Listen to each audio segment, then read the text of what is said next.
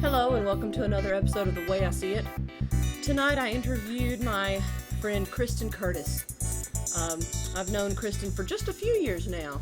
Our relationship doesn't go too far back, but we have discovered a lot of common ground in recent months, so I figured she'd be a good person to have on and pick her brain about several things and find out her story. So I hope you enjoy my interview. Thank you. And here's Christin! Welcome to my show. So, Christin, tell everybody, all 100 people who may watch this episode. You never know. As time goes on, you get more views. So, we'll see how many people watch this episode. But tell folks how we know each other. It's a fun story. We met doing community theater, Christian community theater together, which is pretty exciting. I already told you, Rachel, that I was so sad that we didn't spend more time talking because the more you post on social media, the more I'm like, I feel like in some ways we're very kindred spirits. So we met doing community theater, and do you remember what show it was? Was it the first one I was in was, I think the first one I was in was Thoroughly Modern Millie. I think it was Millie. Because before that, I came in audition for Joseph, but I didn't get, when I auditioned, I had laryngitis. So the day I auditioned, I was like, I promise I can sing a lot better than this. But I didn't sing I was like, like this is how I sang.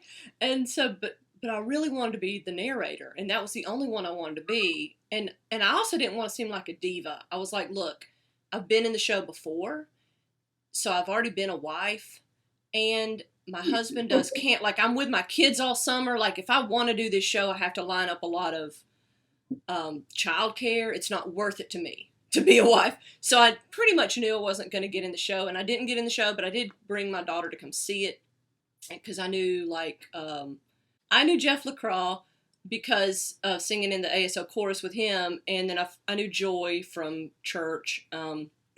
So Justin Hahnemann I knew from church, and he was the Pharaoh in that show.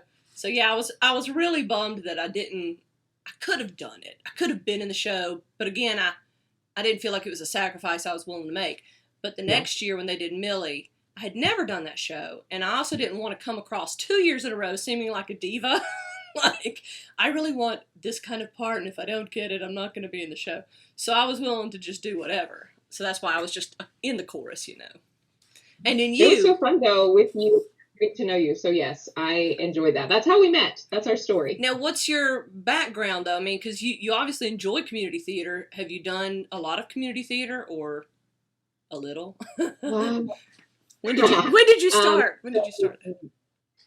Theater, I've done it since I was 7. So I grew up at First Baptist Atlanta, and they did the Passion Play for years and years, and I was in it for, 18 plus years. So that's where it started. Palm branches? Did you wave palm branches? I did do that. And ended up that in the middle of those, I started doing First Baptist Atlanta's Christmas dinner theater and summer dinner theater, which is where all of this got started. It's how, I've known Joy and the Glover family since I was a kid, basically. Yeah, I think Joy was my babysitter, so she told me that before at one point. So I've done theater up to that point, and then I started doing it in high school. I thought I wanted to be a theater teacher, so I interned the year after my senior year to my previous high school.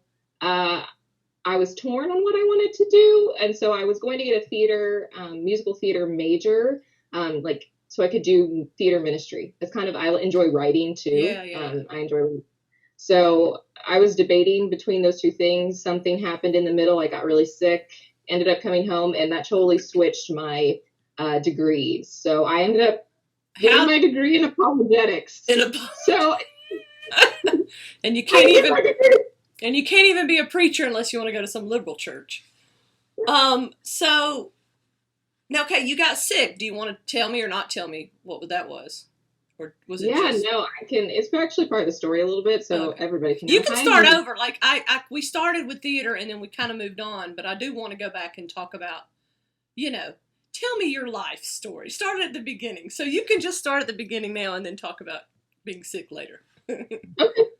So, hi, I'm Kristen, and I grew up here in Atlanta, Georgia. I was born at Northside Hospital, grew up in Duluth for the first half of my life, and then I moved to Swanee when I was about 10. Stayed there until I was, I don't know, how old am I now? 30. And You're I, 30. You look so young.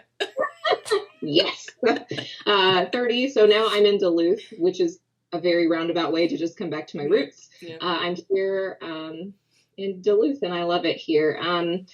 My parents are from St. Louis, oddly enough.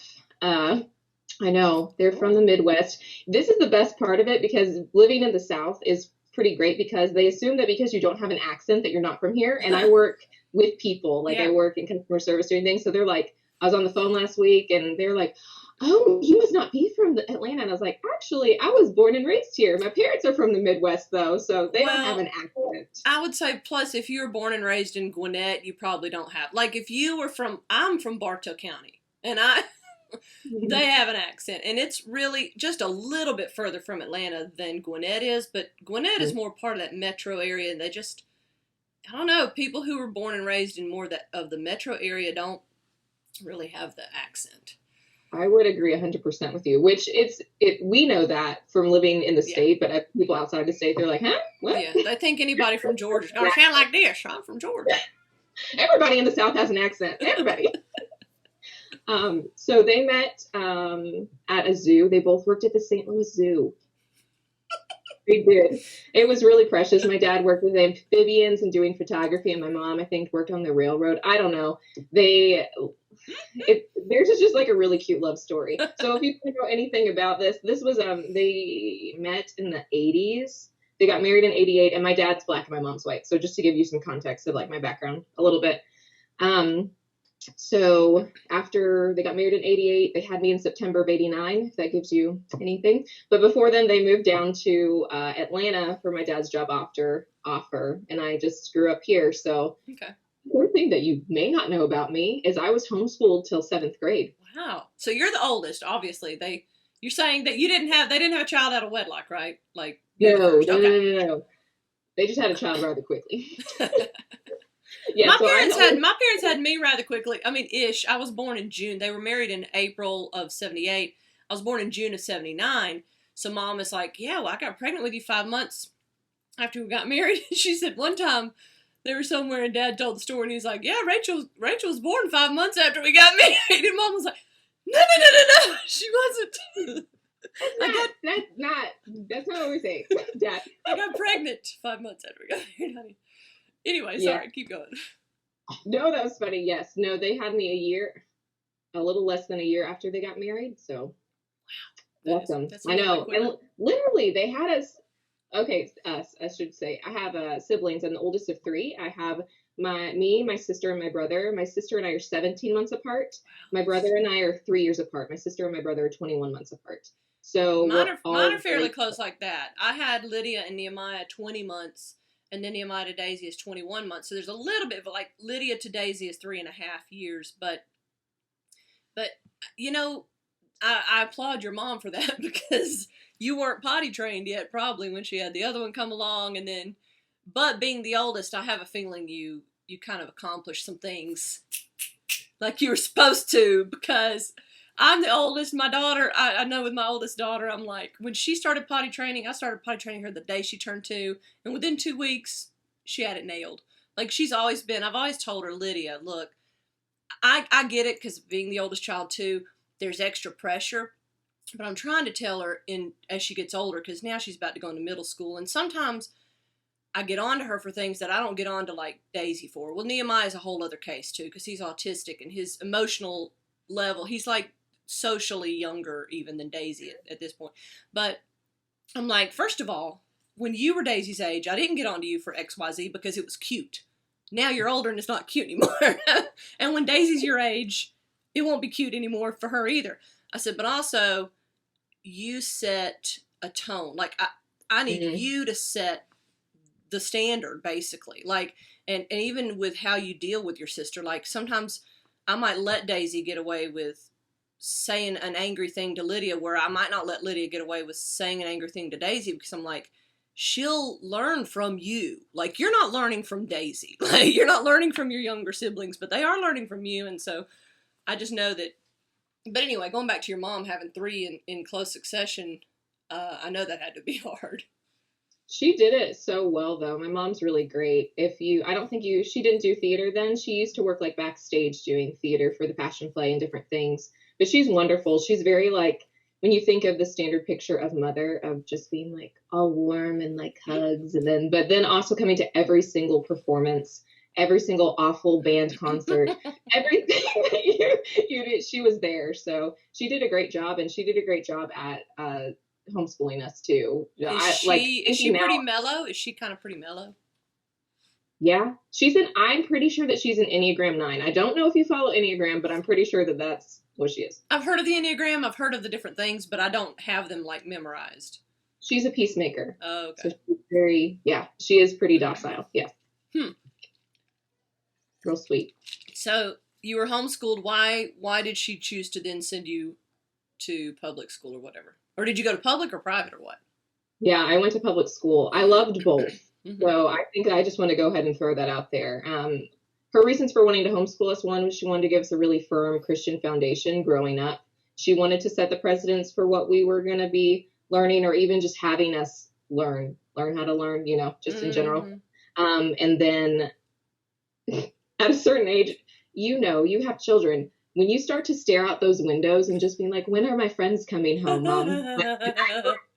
And over time, she was just like, I think it's time for them to be in school, to be with other people. And also just at that point, she was like, I don't know if I feel comfortable teaching all of the things that I would want for you to learn as you enter, high school, all these other things to continue on. So we eventually went to high school, middle school and high school. It was great. I liked both of them. Okay, cool. Did you find now because you said you're mixed race, and these days race is everything, apparently. Did you ever identify as black or white or mixed, or did you ever really think about it? Was it ever brought against you or up to your, not, up in your face or anything like that? So it's actually very interesting because my family is very unique, I think, in the sense of bringing up any kind of racial issues, because clearly my parents look different. And so I asked my mom as I got older, did my dad's race or your race ever come up in conversation? And she said, you did ask when you were really young, like 4, like, why does dad look different? And my mom was like, well, because God made him to look different. And I was like, okay. She said, that was satisfactory for you. And I went along my day. So in my family in general, race was never, really wasn't discussed all that much. It wasn't also ignored. So I guess that's the other thing that I should mention. It was like a really beautiful blend where you're like, I acknowledge the realities of everything that's going on right here. But at the same time, it wasn't like our identity, like neither one of us, not being black or white. It wasn't like, this is who I am, clear. But at the same time, I feel like when people say that these days, it has different connotations. It's like, then we have to negate everything, which in my family, that wasn't the case. It would be so silly because I'm a product of both of them. So it's like clearly, growing up. So anyway, it's so hard to explain. Like in my family, it was both the celebration of reality, of the Imago Dei, if you want to say, of just that in general was a living reality. It wasn't something that you had to be like, we weren't in tension. Anyway, they have a story. I'd love to share their story eventually. But in life, I don't think I obviously know just from like my parents' background and like their story and other people in our family, how they handled my dad in general. I knew that those realities existed. Also, at the same time, I just consider any kind of racial things ignorant. And so it doesn't typically affect me to the core of like, oh, this rattles me. It doesn't. But going out into the world, it was very interesting because you don't fit in the sense of what group that you're in. You clearly know you're not white. But at the same time, it's very well known. And this is something that's not talked about as much. And that's fine. I do understand. And I haven't brought it up yet. But I think it's something that should be discussed is colorism inside of the Black community too. Well, I've definitely heard of that. I've heard of colorism. So inside the Black community where you're not Black enough, or you're not, yes, you just don't fit. You're too white, or why do you talk white, or these things. So Yeah, I was gonna say, definitely, does it have more or less to do with skin color or the way you talk or act, or is it just kind of a kind of combination or what? I think it's a combination, Hmm. if I want to be honest. I think depending on where you live, it probably might make a Yeah. difference too. So in the area that I grew up in, it was middle class. So, it was probably economics too. It's like, oh, Hmm. you just act white, or you Hmm. just talk white, because white, means that you're well educated and that you're well. Because you Well, sound like a Midwesterner. I'm like a Midwesterner. I'm from here, so I can't I say know. that I'm from here. But I think that it did come into play, and definitely in my dating life, and in other members of my family, their dating life too.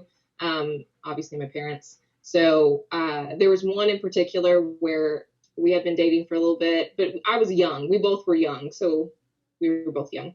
But he was like, "I can't take you home. My parents wouldn't like that you're Black." So it's just kind of things that it was one of the first moments. I wasn't like angry in the sense of, man, that's racist, I'm so Hmm. mad. Brr. Like, I was like, wow, that's one of the first times this has ever been like a true, And I'm it, starting to see like, oh, this is an issue for people. yeah. Like, oh, oh, the thing Well, that happened with my well, parents. I can understand that you feel like you've been blindsided. Like he asked me on a date. We've been dating. I didn't think it was an issue. Now it's an issue, and we're in this relationship. But once again, we were young. I mean, in high school. So Yeah. like, honestly, it's just, it's just a different thing down in the South sometimes. And you have Mm. to recognize, like, it's just something to be aware of, that for some people in the South, it's an issue, mostly for their parents, probably. Not as much for like my generation and younger, but for parents, there's still like this stigma of Hmm. something. And it's nothing that I take and I wear it as a chip on my shoulder. It's just kind of like, oh, Yeah. that's good. No. I'm confused about that because I feel like things were getting better, as you say, for like our generation and younger, um, with just like race doesn't matter. Date who you want to date. It's to me obviously the most important thing is that they be a Christian. Like I want you to be equally yoked. That's what's important. Yeah. Everything else is secondary. And even if you do have different culture, different race issues to overcome, everybody's got challenges, right? Everybody's going to have issues to overcome. The main thing is being locked in on on Jesus. But now I feel like things are starting to go backwards because everything now is getting so centralized around race that if a white person is dating a black person, they're going to automatically be treated like they're just dating that black person as a sign of tokenism or virtue signaling. Like Mhm. they're not going to be allowed to just be. That's so interesting. It's almost hard for me to keep up because things change daily. Would you agree with me? It's like they Yes. change daily, so I'm like, I don't really know. Like, I don't want to speak into something that I'm later gonna even regret saying because it just changes. I Yeah. just can't handle but I think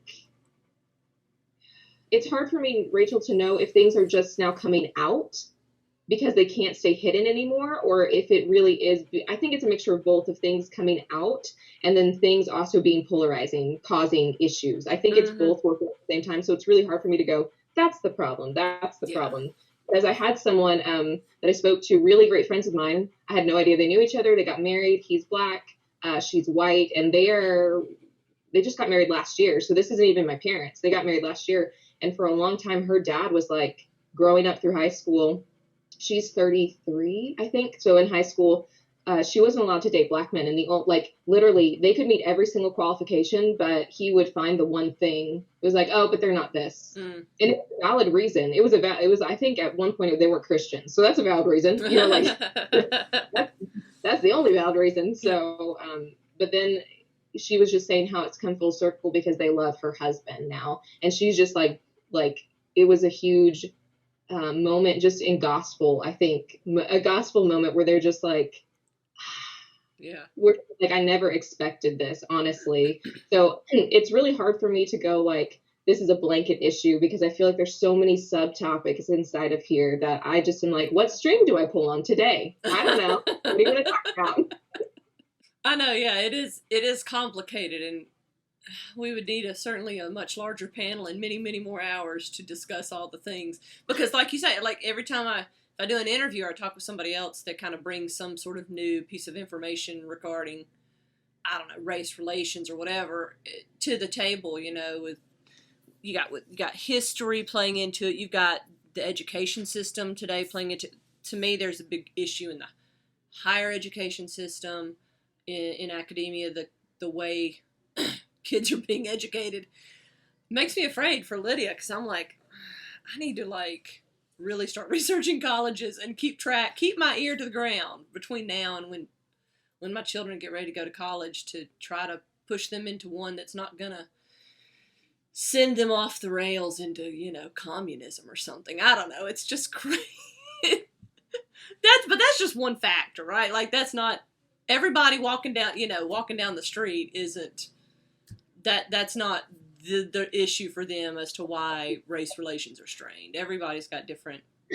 That's what I'm finding too, talking to different, either if it's members of my family or friends that are Black or mixed or whatever, everybody has their different reason for XYZ, like for racial issues. I personally have never had anything happen, a bad encounter with a cop, so that doesn't come into play. Like, does that mean that my friends haven't, and that they haven't told me some things that are trustworthy? Obviously, like good people around me that I'm like, are you good? Okay. But everybody has their thing. For me, it's more of, I try to stay first and foremost inside of the church. I kind of separate the two of them, saying like what's in society possibly that needs to be addressed, and then what's inside of the church, just because I think they're two different things. And I think one spurs the other if it ever gets spurred in the right direction. So like, for me, it's like bringing awareness inside of the church, saying like, hey, some of these things have happened inside of the church. Like, and in the first century church, the things that they were dealing with had to do with socioeconomical partiality. They had to deal with gender issues, and they had to deal with race relations. Like, but these were addressed in the gospel, but they had to be addressed, right? So it's like, it wasn't just like, we're good now, Jesus is king, let's all love each other, and let's like not talk about or call like very specifically things that need to be repented of. You know what I'm saying? Like, so okay, so let's go back, because you were telling your story. I wanted to hit a little bit on race. So when did you get saved? Do you have a moment of conversion that you remember? Okay, so this may take a little bit of time too. So I'll just go ahead and just tell you. So the first time that I remember hearing the gospel was when I was 7. Sorry. Yeah, my mom. I always say to my mom, I was like, "You were the first missionary to me," which is true. She was the first missionary, and I just remember being there, hearing about sin. Love the fact she never sugarcoated anything about hell, sin, death, Jesus, the cross. And from there, I was like, I need this. I believed.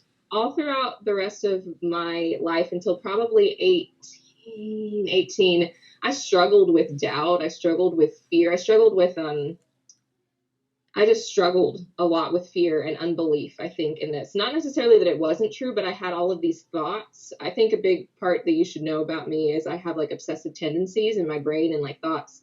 And so it just was hard growing up with that. That was part of the reason I had to come home from school that I told you about earlier. So it was when I was 18 that I remember reading John Piper's book, Desiring God. And it was the first time that I just went, I don't love you, and I don't like your rules, and I don't like, it's a burden to me, but it shouldn't. That's what scripture says. It shouldn't be. And now I'm seeing that I can't do anything to make that better. I can't change my heart. And so if you can, please do that. Like if that's something to do. And then from there, I just started seeing different sins like lose its taste. I think it's as you started learning why things were ugly and evil. And then you started going, oh, this is actually really good. Like the good things are actually really good. They're not burdens. They're not hard. They're not burdens. It's like if you read, is it Psalm 119 that's really super long, and every single verse in that chapter has something about laws, rules, ordinances, ways, and I've gone through and I've read the chapter and I've underlined it in every verse. There's maybe 2 or 3 places that a verse will go by that it doesn't talk about that, but anyway, that's a good chapter because it talks about how basically your laws comfort me. I love your teachings. I delight in following your, ordinances. The whole chapter is like that.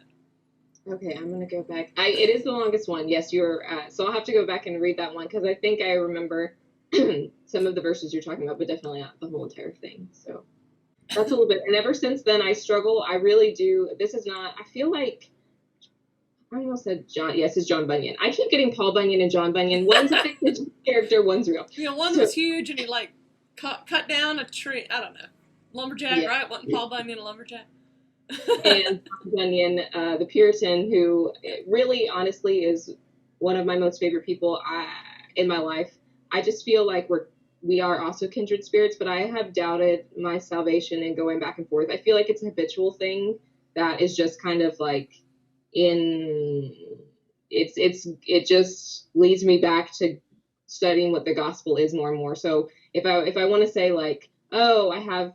It forces me to go like, where am I finding my security and my hope and my rest? Is it in the fruits that's being produced? Like, but in a very like real level, soul level, like, I'm like, not just, oh, I said a prayer or I did this or I did that. It's very much like grappling with that. So if I want to say I'm like 100% just like awesome all the time, it's more of just, I look at these really great men of faith in the past and just see like they got issues and they had doubt issues. And I was like, oh, it's so kind of, I've read The Pilgrim's Progress. I haven't read much on John Bunyan. I mean, I've heard a little bit about him just being in jail and all that, and then writing the book. And then I have on my shelf over there The Pilgrim's Regress by C.S. Lewis, so I'm looking forward to reading that. I love Lewis, too. He's great. Yeah. Have you ever read The Great Divorce? I have not read it. It is not very long, so it's pretty easy. I downloaded it on my phone a couple years ago and read it. It's really interesting. I really liked it. Okay, I'm gonna read it. I have like these. I just got new books from Lewis. My friend was like, "I'm getting rid of these. Do you want them?" And so that's one of the ones you got. And it had miracles, and it might have had it had a grief observed. Those are the two that it had. And she was like, "I'm just gonna get rid of them," and I was like, "I'll take them. I'll take." Any C.S. Lewis books you want to give to me. So I'll look into The Great Divorce for sure. Yeah, I think I don't know if I paid money for it. There's some books you can download they're free. But I think I paid money for that one. But it's really good.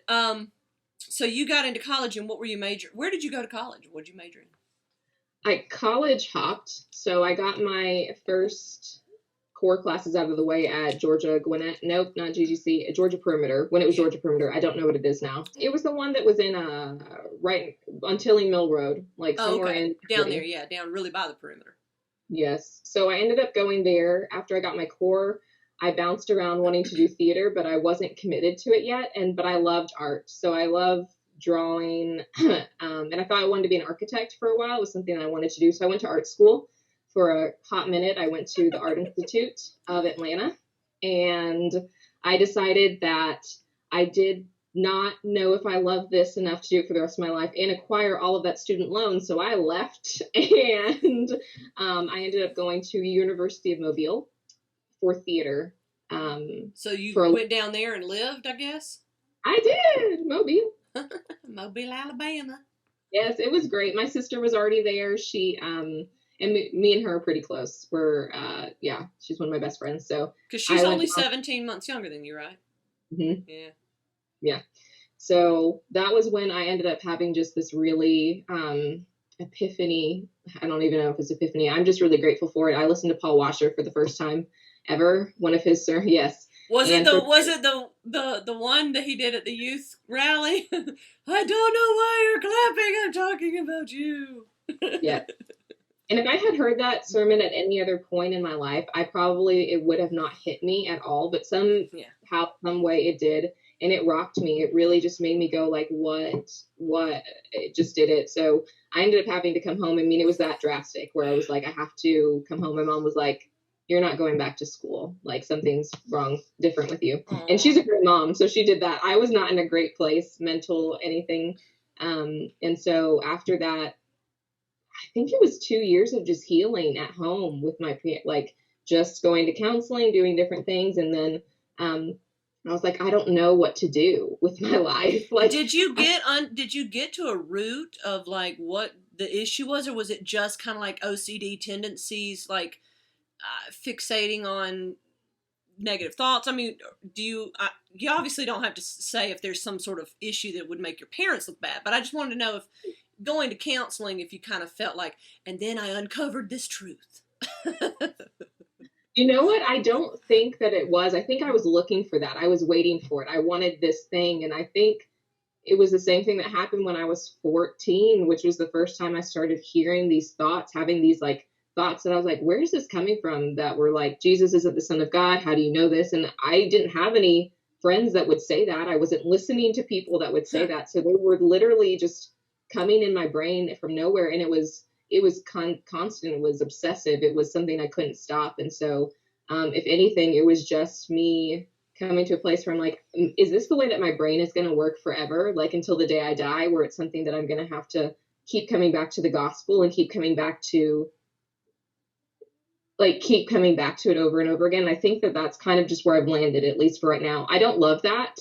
I love that I have to keep coming back, but I don't love that I can't get rid of the way my brain thinks. It also helps me a lot though, Rachel, when it comes to critical thinking and and logic, because it forces you to be very like distinct. Like, no, you really don't mean this, you mean this. Like, you mean this. So it's had its pros. Yeah. I will say I'm grateful for some of it, but others of it I could very well do without. There's a book, and I think it's in my closet.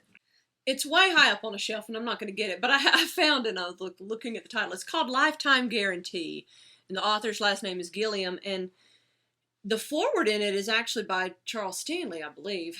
And I read it in preparation for this ministry that I was going to be doing with Gwinnett Church called Renew. So when I was training, like you had to go through training to do this, it talks about kind of that being able to abide in one's salvation and rest in the gospel. But one of the things he talks about in it is not letting our emotions dictate our reality, because your emotions, can and will lie to you. And he gives this example of being like in a forest and this bear, coming, and then you run into this cabin and you shut the door, and the door is, this thick, and the cabin walls are so thick, and the bear, there's no way he can get through the window. Like, you're safe. And he talks about how even though you're safe, your heart's still going a million miles an hour. You're still freaked out of your mind. But your emotional state at that moment does not define the reality, because the reality is you're safe. Anyway, when I read that story, I remember that sticking out to me. So even now, I have to think, what is the reality here? Not just how do I feel about this, but what is really happening? That is so. I like that you said that, and yes, I would like to borrow it. I love books, so yes. That it's been a lesson I've had to definitely learn, and I'm learning. I haven't learned it to where I'm living in perfection of it. I really do wish at times that I was, but of just what's real. I think that's what honestly drove me to going to school, of where eventually I was like, what am I going to do? I talked to my grandpa, who's great. I only have one grandpa left. That's only one grandparent left alive on my dad's side, my grandpa. But at the time, he was like, well, Christin, you've always loved theology. You love ministry. Like, you've done this. Like, why don't you do this? And I was like, I don't even know if I'm saved and I'm going to go to seminary. Like, it was like, it seemed so out of, it just seemed like hypocritical. And I just remember praying. I was like, Lord, like, I don't want to, my biggest fear was going to seminary and turning into a Pharisee. It was my biggest, it truly was a fear. I was like, I know what, especially for me, I have this like compulsive need to be good and to be right. And so like, I know that it's what drives me. My questions are like, but is this right? Is this the right thing to do? Which is a great thing. It also can be a not great thing too. So I ended up going and I got my degree in apologetics because I had started studying it earlier in my life, of just how do I know that what I have is true? How do I know that what I have is real?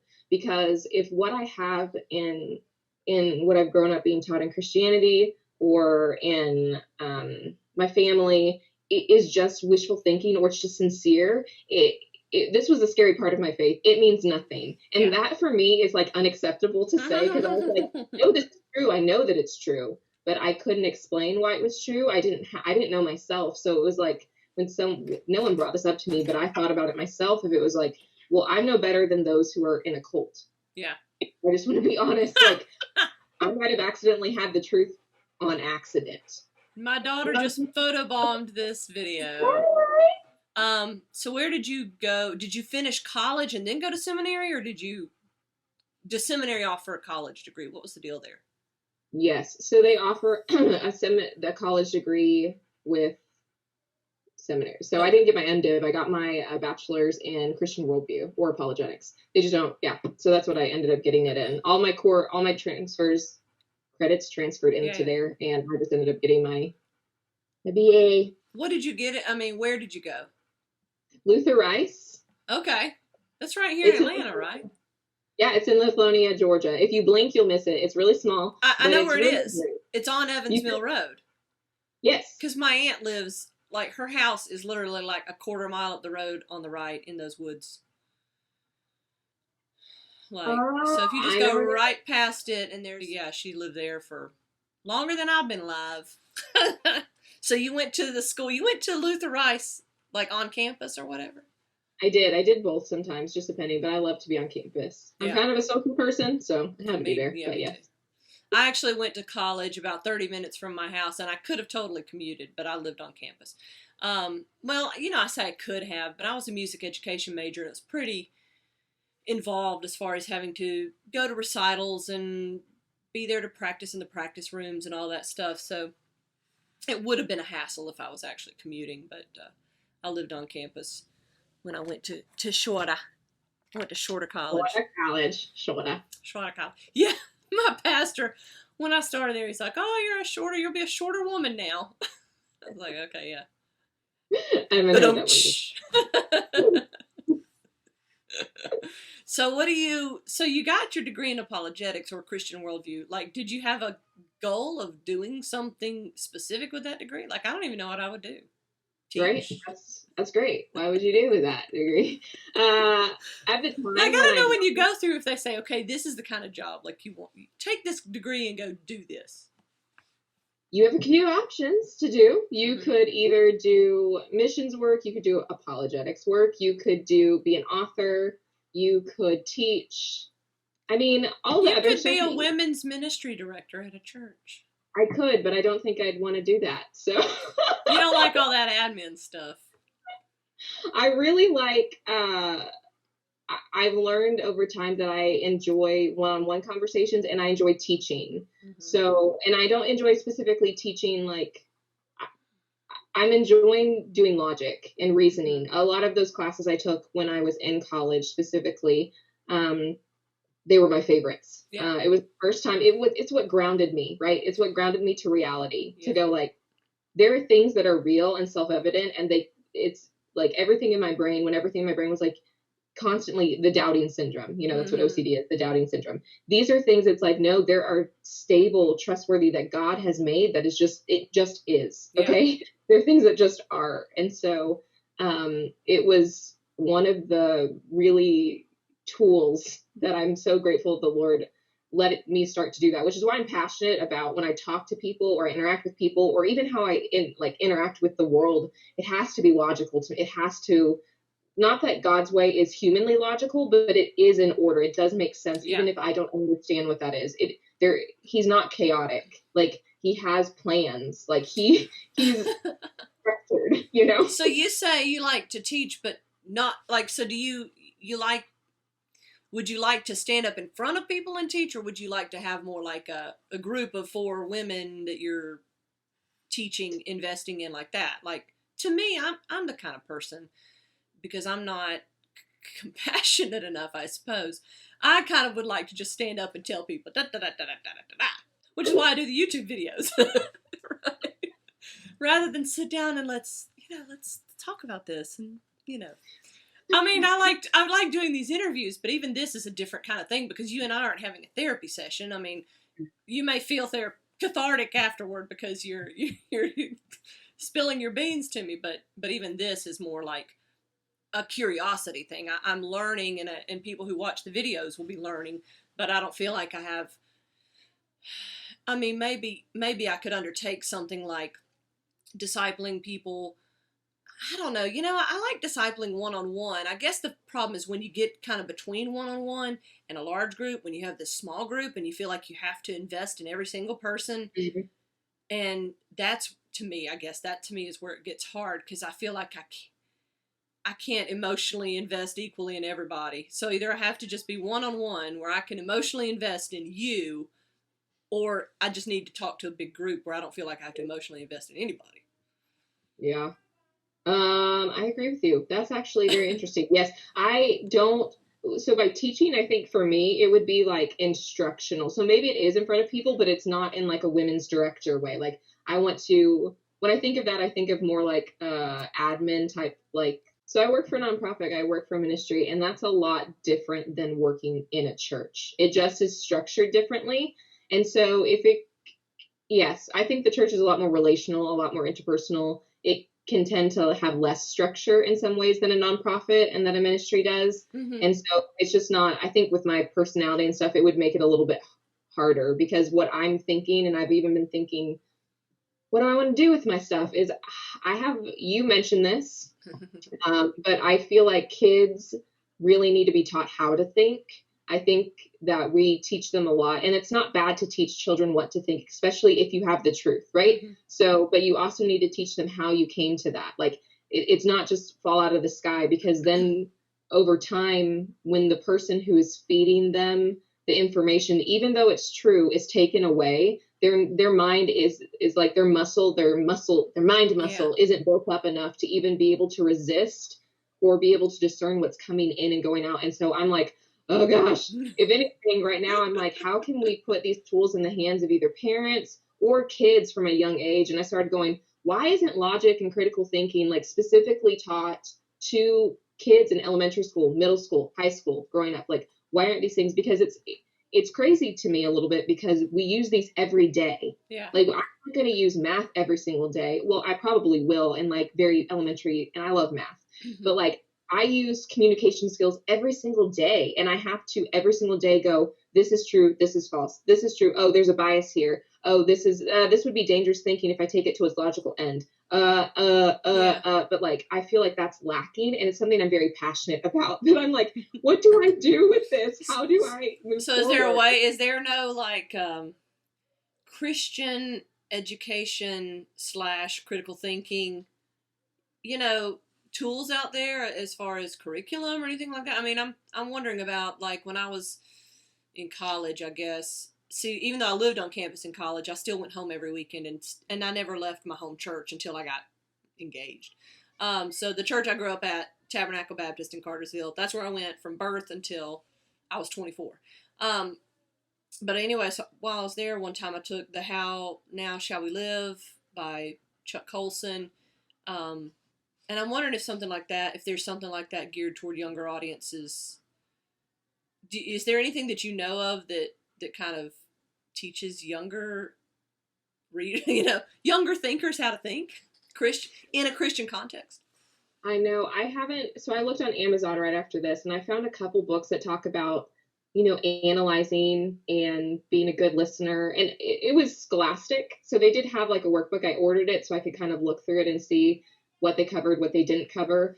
It had more to do, I feel like, in the realms of writing and critical thinking, being able to problem solve when it comes to writing, which is really important. And that's where I learned the majority of it. But in a Christian setting, I did find one book that I'm reading through. It's by Isaac Watts. He was a Puritan, and he wrote a book called Logic for children. And I mean, it's meaty, and I think kids can handle meaty. You're kind of like, these kids must have been really smart back in the day. I tell you what, I've seen like an 8th grade, grammar test from 100 years ago, and I'm like, 8th graders today would not be able to do this. None of us. I was reading, and I was like, I gotta look up this word. It was embarrassing. So I just was like, Well, oh, yeah, but some of that has to do with just language being different, you know. So that was a book that Isaac Watts wrote for children. yes. He wrote it for school-aged kids, and I'm in the process of reading it, and it talks about ideas, perception. It's talking about reality, how we interact with the world, and then it's later going to go on into logic. And I was just like, oh, this is I've magical. God has prophetically told me to tell you this. I say that almost Oh in my jest. gosh. You should take that book. You should translate it into common nowadays language. You should divide it up into sessions and make it, you know, a course to teach kids. I would love that. That would be, I would have to reach out to somebody and be like, what are the rights on this? I just want Yeah. to, because I'm going to make some videos. But I've thought, honestly, Rachel, I've thought about what I can do to try to help because if anything, I've heard from parents or just been not hearing from them, but reading about them, they're just like, they're concerned. They're concerned about their kids. I think a lot of it is justified. I think some of it is unjustified just because adults are having a hard time too being able to critically think that their fear isn't based on truth, or if it is, like some of it's based on truth, some of it isn't. So like they're like all education is bad from elementary school to college. You know, basically like there was an article that I read that someone was saying that classes nowadays are teaching kids how to hate their country. Mm-hmm. And I was just like, for me, I was like, well, that's a blanket statement, and that's not true. That's not what's being taught. I was like, I can definitely see how if you go to a liberal college, we need to make distinctions between schooling, right? Yeah. So, like, if I can see that maybe in a liberal college, that if you go there, you're definitely going to get a different education than if you do to a conservative college. But I said, I think it's very unfair to just say that as a blanket statement. And I was like, but it's okay because it doesn't affect me. Like, I can be offended by that because I think that it's a lot. I think that it's a lot. I think it was not true. Yeah. But like, oh gosh, there are gonna be other people that agree with it. And I just was reading all these people and it's like, it's true. And I was like, oh no. Like if anything grieves me too, Rachel, is that like I'm losing hope in adults being able to just carry on regular conversations as well in a logical way. Well, I think that critical thinking, I mean, my friend Erin brought this up in the interview I did with her a few weeks ago. She talked about people not being able to think critically. I would say throughout time, that's been by and large the majority of the population. I mean, even if you can go back to some golden era of education where they were teaching it, first of all, I don't think that era ever existed, but even still, it was like, it was never, critical thinking has never been as pervasive as critical thinkers would like it to be. as you know, people who are really into logic are always going to be critical. Yeah. Well, and they're always going to be whining about how everybody else is just running on emotion. I think that's human nature to feel like that's very interesting because I haven't thought about the other side, but that would make most sense. That would make sense in this situation because of propaganda. Like, how does that work if people are thinking critically? Propaganda wouldn't work, you know, if that was the case. You know, we wouldn't be running on emotion, but propaganda has been a big thing for wars and for us in general. Like, we respond to that for a reason because of this. I would also say it might be, I don't want to argue yet because I don't think I have a great case, but I think it could be more than not right now because we have so much information coming out so fast. Like, it's available more than it was in the past, in the sense that we can access it a lot faster. So I don't know where I'm going with that. I feel like it's easy to avoid critical thinking when you're like, let me just read what this tells me. Well, let me click over here and read what this tells me. And let me click over here. And then you get three sides to the story and you're like, I did my critical thinking. When it's really, no, you clicked on three different links and you read, three different things.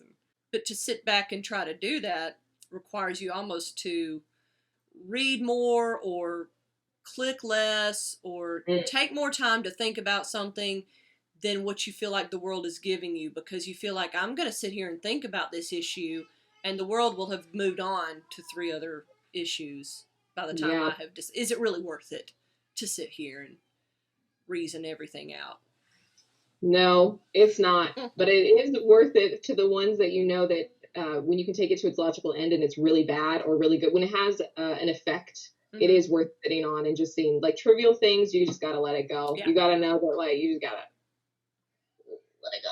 But the things that I'm just like, this is a little bit dangerous. Like, where are they going with this? That's where it's like, oh gosh, where is this going? Let me get your perspective. This will be the last thing we talk about, unless there's something else you want to talk about before we finish. Is there any other questions about, I don't know, being biracial that you wanted to know? Well, this last thing might touch on that. Okay. Okay. So this last thing I want to ask about is the idea of woke church, critical race theory affecting the gospel message. I feel like, and I want to do a video on it, but I need to think more about it before I do it. And you know, when I'm doing these videos, the ones of me just standing there talking to the camera, I edit out dead time. So there's times where I'm talking and I'll go, no. I'll sit there for 30 seconds or more, and then I'll be like, so there's times when and I'll like start over and I'll just edit that out. But that happened to me earlier in this interview where I was talking and I thought, wait a second. And I could feel my brain drifting, and I couldn't find where I was trying to land the plane. But anyway, I haven't talked about this in a video yet, but I would like to get your input on it. And you talk a lot faster than me. I'm so sorry. I know my dad has told me, he was like, Christin, when you get excited or anxious, you just talk really fast. And I was like, oh. Well, that's good. You'd be like, hey, look, I'm like Ben Shapiro in that way, right? I just have a lot of information. It's just coming through my brain and coming out my mouth. So woke church, the idea of critical race theory infecting the gospel, but I feel like on the flip side, some folks in the conservative circles run so far from that they don't want to address justice and compassion. And like, I'm like you, I tend to fall in the realm of justice so much, as in like what is right and what needs to get. We need to clear out all the false doctrine and yada yada, that I tend to be almost uncompassionate sometimes. And I have to stop and say, I commented to a friend on Facebook that somebody else needed to cry and meditate on 1 Corinthians 13. And I was like, but that's me too sometimes. Like, I have to have love. And I sometimes can be so justice-minded that I'm not loving. But in this case, I'm talking about justice as in the compassionate kind of justice, or, the racial reconciliation kind of justice. Or what do you think about all that stuff right now in the church? So can I first ask, there's so many different definitions running around about all the terms that are thrown. Like literally somebody can go off and say one word to mean one thing, and then everybody else means something else. So when you're talking about woke church, will you define how you're defining woke church? And then I will talk on it from there. Oh gosh, that's even hard. Well, in general, is it just that you're talking about people coming to the awareness of racism in general in the society, not just in the church? Okay, no. To me, this is kind of where I fall. I feel like the church needs to be more aware of. Somebody heard a black person comment on feeling like when they're in a majority white church, they feel like they're a welcomed guest. Like they're in the bed and breakfast. They can sleep, they can eat the food, they can make themselves at home, but they can't, change the wallpaper, right? Like they don't really. So on the one hand, I feel like churches need to be more active in giving everybody a voice in the church. So there's that aspect of it. But what I see on like Twitter, I guess, and I watched this YouTube video yesterday and today, and I'll send it to you, where they really get into it with talking about critical race theory. The host is a Christian, but he's talking to 2 atheists. Have you ever heard of Peter Boghossian? No, I haven't heard of him. And James Lindsay. Those are the 2 atheists, but they're talking about this across academia, and then now how it's even infecting the church. Because the SBC about a year ago passed some sort of statement about how, intersectionality and critical race theory, when taken to their fullest end, can lead us away from the gospel, but they're tools that can be effective. We can effectively use them in looking at racial issues in the church. And of course, these folks were saying, these guys who are even atheists were like, it's like letting the snake into your head. Like, you're gonna think that this is just one little thing, and I'm gonna be in control of it. I'm the tool. It's a tool, and I'm master. It'll eat everything in sight. But so I think on the bad end, it can be where race is always talked about. That you can't even extend, I've said this before, we can't even extend the right hand of Christian fellowship without you recognizing my racial issues and grievances. And if you can't see what my issues are and address them in the way that I feel seen and heard, then, we can't really talk about the gospel, because maybe you're not even really a Christian. I don't know. I feel like it can just become it can become a bigger than the gospel, I feel like.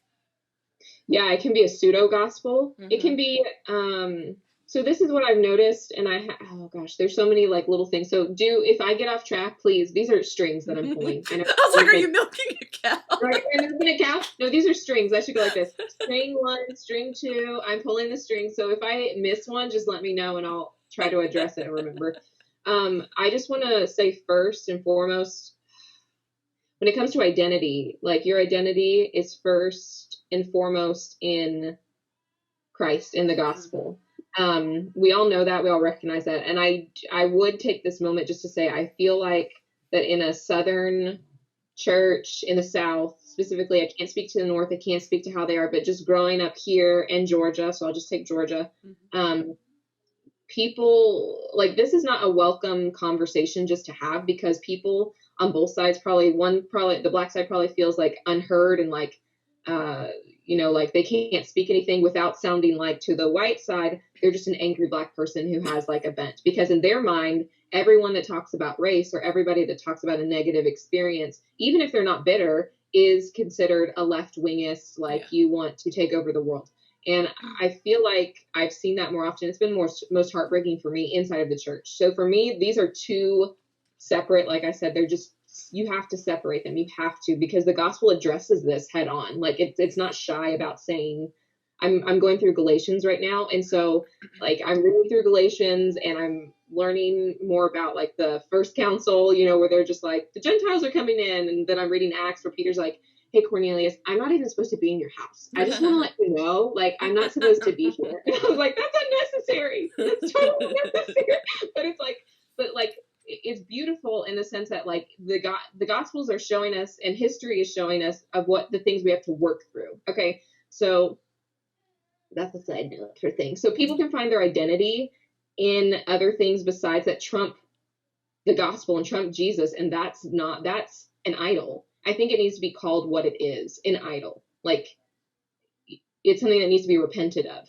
Okay. So like tribalism, like being like, this is me above anything else. And I'm going to fight for this, even if that means I'm not going to fight for my brothers and sisters. I relate more to my tribe, my ethnicity, than I do to my brothers and sisters in Christ. That's a problem. That's a big, big problem. Like my family, like even in the midst of this, I was talking to people that like, we just didn't see eye to eye. People said things that were like, that at the core, I was just like, that's just a little bit ignorant, but I love you. But like, the thing is all during this is I was like, your family, you know what I mean? Like your family, like move towards them. Like you're not like, I'm not pulling away into my corner and going to align myself with the world who happens to look like me at the expense of disassociating myself with my brothers and sisters in Christ. Yeah. Like that's not going to happen. That's my family. Like you want to know who my family is? The other blood-bought people of Jesus. That's my family. Well, even like, Jesus said that. Jesus said that when his mother and brothers are here. Who are my mother and my brothers?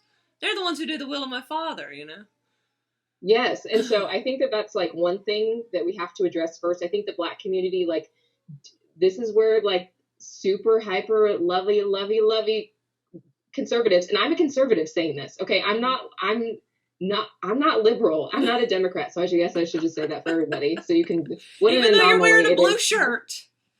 What? Even though you're wearing a blue shirt, you're not a Democrat. I am. Oh my gosh. See everything, but I'm wearing red lipstick. Go, so take that what you will. But I'm a conservative and I have my entire adult life. And I'm saying this with my other fellow conservatives. You can go so far to the right that like you are unwilling to admit the very things that are just like blatantly on it, like obvious, that need to be addressed. Yeah. And in that case, it's so interesting because your politics then trump your relationships in the church. It's the same thing, but it looks different. And because it looks different, you can't see it. Like it's like that's one thing to my fellow conservatives. I would very much like want to go like, hey, if I could call you into anything, it's not necessarily that you're a racist. It's that you may have an idol of nationalism and patriotism that runs so deep that gospel relationships, like you will side with other people who think like you in this area at the expense of your brothers and sisters in Christ. Like both of them are wrong. Both of them are idols that need to be repented of. Both of them on both sides. So that's the first thing. So when it comes to like critical race theory, this is just me. I may be crucified for this. So just hear me out on different things. I have my own opinions. I'm getting my nails. Get my hammer. Here we go. So I have two ways of thinking about this. One is that I don't think that people who have not committed the crime should pay for the crimes themselves. I don't like, you should not have to pay me for the thing that my boyfriend did because you're white. You didn't do it. Like, and by the way, we're fine. Well, he's married now, so like we don't talk. But like, I don't have any ill will. Like, I don't have anything against him in this. Like, it's a sin that needs to be forgiven, but like, I'm happy to do that and extend that. Like, that is very much like, I don't know if his thought process have changed. I'm not really sure, or his parents rather. But like, that is a gospel issue that's been dealt with. But like, oh gosh, this is what happens. I do talk fast. I'm sorry. Okay. But critical race theory, like the fact that we're like, we're going to make you guys pay this is where restitutions would come in and all this. Reparations. Thank you. Yeah. See, you're like, that's not the right word. I can do that to someone else, but it's when I can't think of the word that I'm like, keep going. Sorry.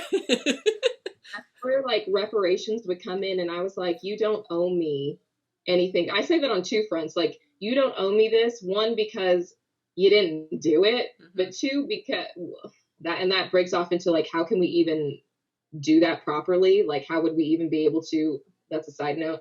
Logistics of how that could even be done. Yeah. But then it's like, I don't feel like that uplifts me. I feel like that still makes me feel like I'm a victim of something that I have experienced. So I'm not saying I haven't. I have, and my family has. But it's like, I don't need it. I work hard. I see my value in being the way that the Lord made me. Anyway, that's a side note. So like critical race theory, I don't think it's compatible with the church. I don't think it's compatible in the church with the gospel. But at the same time, while I'm saying that specifically, like, you owe me for this, I do feel like because we're living in America at this time, like, we're responsible for what has been left to us to deal with. It may not be fair. It may not be like, oh, that's ideal, but like, it's equivalent to the Jews a little bit and Germany after the Holocaust and just saying, well, I didn't do it, which may be true, but now you're left with stuff. Ready or not, you've got to learn how to deal with this stuff. Yeah. You know, I'm not saying that you're a racist. I would say that probably more people than not have racial biases that they're unaware of, including myself. Yeah. Like, this has been a very purging time for me, but in all of that, I would say we probably have more of a responsibility to acknowledge where we are as a nation, to acknowledge where we are in general. If we're Americans, if we want to identify ourselves as Christians first, identify the people that are in your body that have oppression, that have where justice comes in, you know? That's a good, I guess, kind of advice, because you're right. The church can say, we want to deal with these problems in a Christian way in the church, but then you're still looking at the world's problems and saying, how do we as a church deal with the world's problems? And you're right, we need to look first in the church and have conversations among the local body and say, have you experienced oppression? And even then, though, it's kind of like, is what you've experienced oppression because we were failing in our gospel mandate? We were not following scripture in how to love each other? Or is it that you just felt a way that you just wanted to feel because your mind was playing tricks on you? And I don't, again, that's the justice without compassion side of me coming out. But because I tend to think when people are whining, I tend to say, oh, you're just whining. Right, United. Convince me that you have a legitimate issue here, then I need to really. But no, you're right. We, as a church, we need to, as individual churches, as individual congregations, say, is there anything within our congregation that we need to look at, a weed we need to pull out, you know? Because it's sin first and foremost. I think that people have covered that. Like, it really is a sin issue. And people on the other side would be like hurting me for saying that. And I'm not saying, I'm about to follow that up with something. It's a sin issue that has to be taken to heart. And anyone that's watching this that's like, oh my gosh, she's one of those people.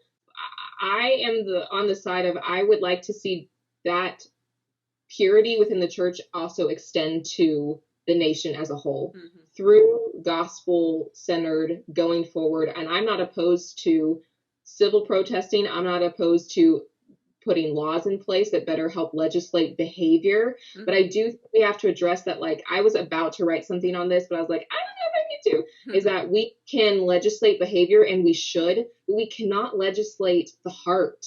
Like, it is untouched. The only time that laws are effectual is if it comes through our behavior, right? Like, but I can't go, I see your heart, I know your heart, I can tell you what you're thinking, and so therefore I can make a law based on that. It's just, it's not possible. We're not God. We can't do it. That's why the gospel comes in, and it does the work of exposing what's inside and bringing it out.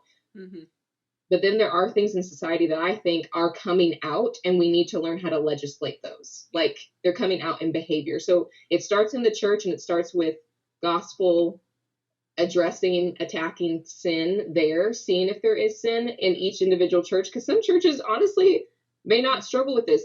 Each church, each letter was written differently. It's like, we're going through Corinthians. First Corinthians struggled probably not with this as much as with sexual immorality. And the Philippians, he wrote glowingly to the Philippians, and then the Galatians, it was like, you foolish Galatians. Yes. So you can have churches, and which is understandable that some churches are like, I don't see a problem, because maybe their church isn't struggling in this specific area, but maybe their church is struggling with greed, overwhelming greed, or something of the like. So I think it's the individual churches, but then from there, I feel like you have to go through history and kind of just be honest about what happened. Like, I was reading something letters between Charles Spurgeon and Frederick Douglass, and just, that'd be cool. I'll read those. I'll send it to you.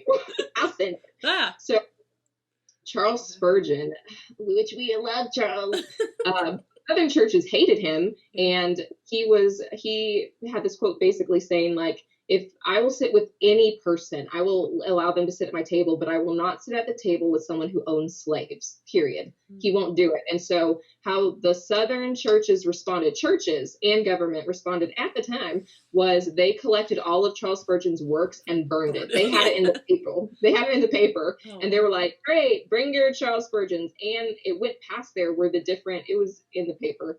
Written, different states said different things, but basically one of them was like, if that fat boy comes here, he will find something around his neck. Like, they will assassinate him.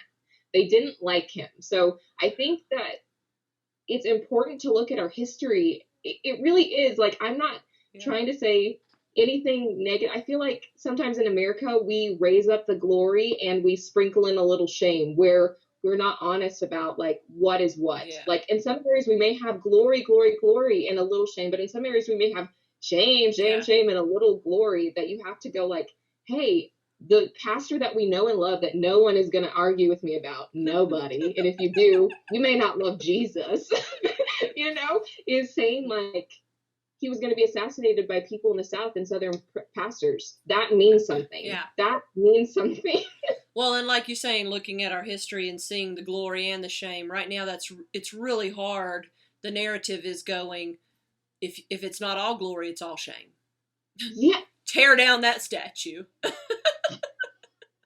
It doesn't make sense. These are the moments where I just And now I'm like loathing. I'm like looking with dread into the future of movie making, where I'm like, if they do any period no. piece, if they do any period piece, and the white people aren't super racist, and if there's any black person and they aren't super oppressed and really, really just can't, like dying for their freedom, that movie will get panned. And I'm like, people even in the South in slave days were nuanced. Like, right, you had people who, I mean, a plantation was a micro economy. It you had plantation owners who didn't like slavery, yet they owned slaves because they couldn't their plantation couldn't function if they didn't, right? Like, so that you'd have a plantation owner who may say, well, I refuse to use the whip and I refuse to use the brand, and I want to teach my people to read, and I want to teach my men some carpentry and some ironworks, and teach the women to draw and sew and do other things. And they're not just all literally picking cotton all the time, but you're not going to see that kind of a depiction in a movie. Yeah. You're going to only see the slave master who's brutal and is beating them, and you're only going to see the slaves who are like risking their lives to get off the plantation, because we don't want to think that there might have been slaves who, although they knew slavery was wrong and they could be free, they chose to stay because it was safe, right? I mean, like, I kind of feel like there's more nuance to people of history. And not my dad, where have I read this? I swear I read that if you go even into your own town more than about 30 years back in history, it's like going to another country. And we have to look at our history in America and realize that. Like, if you look at anything that happened 100 years ago, 150 years ago, it's like it was a whole different country. And there's glory and there's shame, Yes, I like how you said that, because I think right now we're just thinking in terms of polar. I know it's out of fear, or it's honestly, some people do it out of fear. Some people are very intentional to do that. You have the far, I'm not picking on, I'm just addressing more of my conservatives recently, because I'm seeing a lot of hypocrisy in the way that they're handling like the extreme lefts. And so like, I'm kind of like picking apart, like, hey, if we want to be like truly like have integrity in our intellect, like let's address what's going on. But we just think in term of polars, when the majority of people live in the middle, like they are scattered. Like you have two extremes here, and then you can have people from here to here. So you may have this person who is not completely here and has a little bit of the left and a little bit of the right. I just say left and right. Sorry, I know you're libertarian. So I know that that's not like, it's just the best thing I know. I'm a conservative leaning libertarian though. So it's just like, that's not how people operate typically. Like you don't typically have just these two extremes, because if that was the case, our country would look like we would have a civil war at this moment if that was the case. Like, but we don't, because that's not like normal for people. They're all in between. And so you'll meet people who are like, yeah, I just had a poll on my Instagram of just asking like, hey, what do you think about certain things in regards to what's going on in society or COVID and stuff? And I had a mixture of people. Some people agreed with a lot of the stuff I said, but then said, oh, white privilege doesn't exist, or we should keep up some monuments but take down some of them, because that wasn't all bad, these things. And you had everyone in between, and I was like, guys, this is America. Like, this is America. This and this is not America. This is America. Well, thank you for this. This was a long interview, girl. And I tell you what, I will not be able to edit out as much as like I edited in my others, because there wasn't as much. I mean, other than me having to get up and go look for things and talk to my daughter. I mean, I'll be able to take out about 2 or 3 minutes of it, but this has been a meaty, weighty conversation. It's good though. Thanks so much. I appreciate it. I appreciate you. So thank you, Christin, for coming on and doing this interview with me. And I'll put some information in the description for y'all to connect with Christin if you want to follow her and social media and all that stuff. Thank you.